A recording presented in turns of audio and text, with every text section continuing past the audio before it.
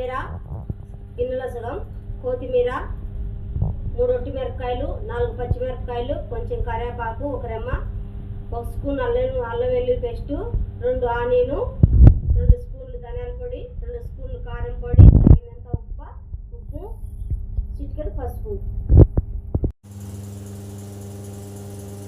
2 స్పూన్లు ఆయిల్,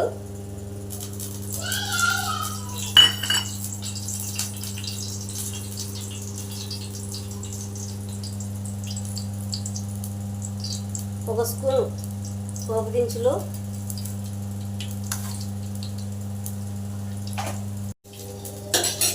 2 తరిగి పెట్టుకున్న ఆనియన్,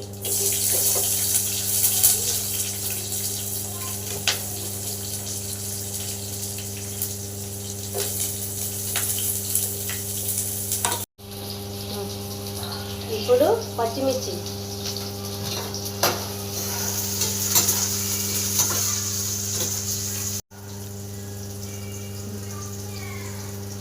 ఇప్పుడు ఎండుమిరపకాయలు,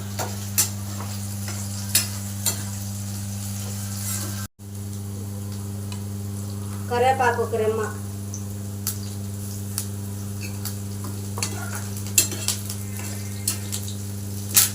వేగింది.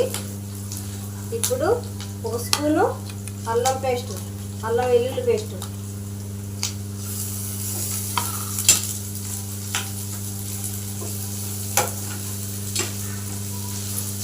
అల్లము పచ్చి వాసన పోయినాక వేయించుకోవాలి. అల్లం వెల్లుల్లి పేస్టు వేగింది పచ్చి వాసనాక. ఇప్పుడు తరిగి పెట్టుకున్న టమాటా,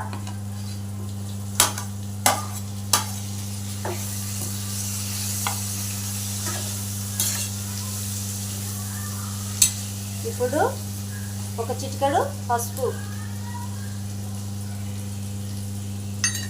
ఉప్పు తగినంత,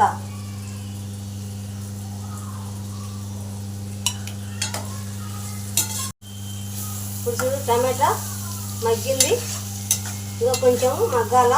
మధ్యలో ఇట్లా మనము కలుపుకుంటా ఉండాలి అడుగంటుకోకుండా. టమాటా చూడు బాగా మగ్గింది కదా. ఇప్పుడు మనము 2 స్పూన్లు ధనియాల పొడి, 2 స్పూన్లు కారం,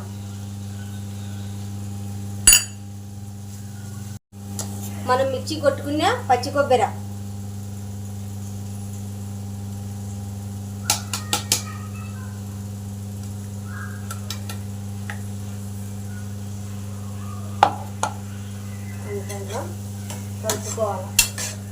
కలుపుకొని 1 టీ గ్లాసు నీళ్ళు పోసుకున్నాం. కొంచెం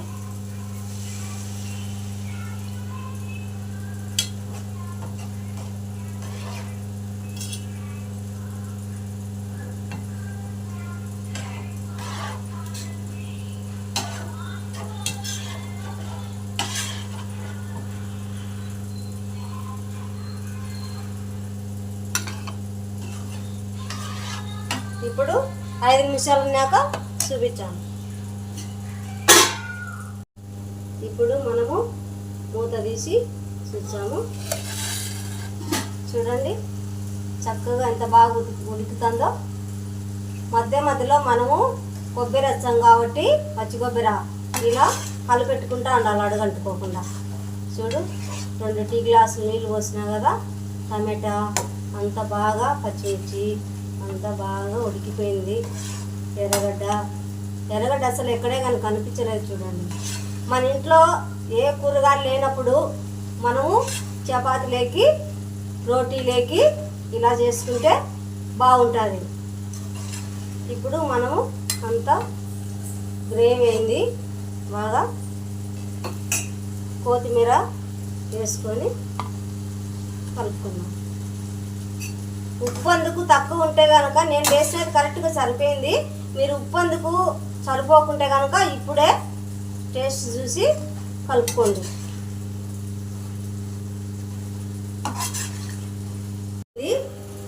మీకు నచ్చినట్టు మీరు కూడా చేసుకొని చపాతీలేకి, రోటీలేకి, పుల్కాలేకి చేసుకొని తిని ఎలా ఉందో నాకు కామెంట్ పెట్టండి, లైక్ చేయండి, షేర్ చేయండి, సబ్స్క్రైబ్ చేయండి.